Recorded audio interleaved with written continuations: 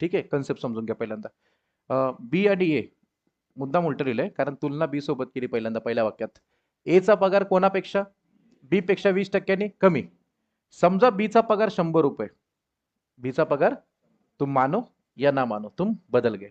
100 रुपये. तर 100 रुपयापेक्षा बीच्या पगारापेक्षा एचा पगार किती टक्क्यांनी कमी आहे? 20%. 100तून 20 कमी करा, 80. दोघांचे पगार आपण काढून घेतले 100 रुपयाच्या तुलनेत.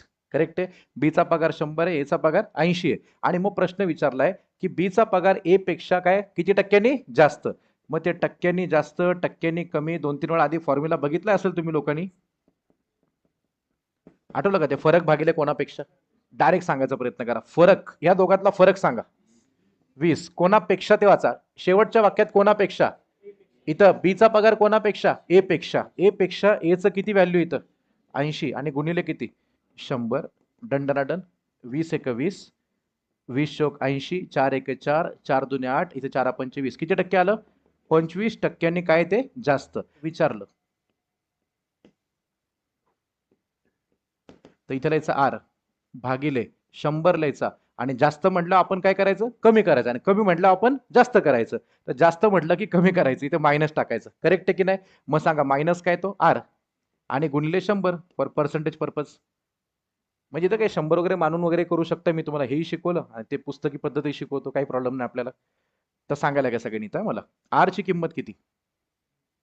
अरे अख्ख्या गणितात एकच आर आहे, 20%. अख्ख्या गणितात एकच आर आहे, किती आहे? 20%. ह्याला आर म्हणायचं. एकदा बघून घ्या सगळ्यांनी.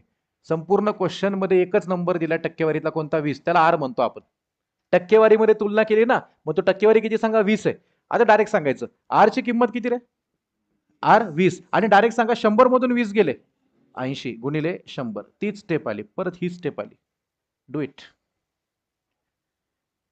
20 × 20 इथे आला 20 × 80, 4 ने डिवाइड केला, 4 × 2 = 8, 4 × 5 = 20, 25%. जर असा प्रश्न आला समजा टक्क्यांनी कमी असं विचारलं तर इथे प्लस टाकायचं. सेम फॉर्म्युला, प्लस टाकायचं. नेक्स्ट. इवन ते असतं ना ते महागाईचे प्रश्न, पेट्रोलच्या किमती वाढल्या.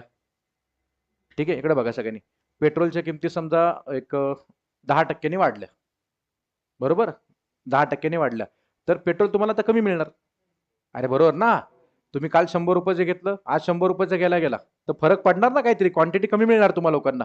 तर मग अशा वेळेला काय करतात, जर पेट्रोलच्या किमती 10% वाढल्या तर किती टक्के पेट्रोल कमी मिळेल, असाच फॉर्म्युला बनवायचा. मग टक्क्यांनी कमी म्हटलं तर आर भागिले 100 अधिकार.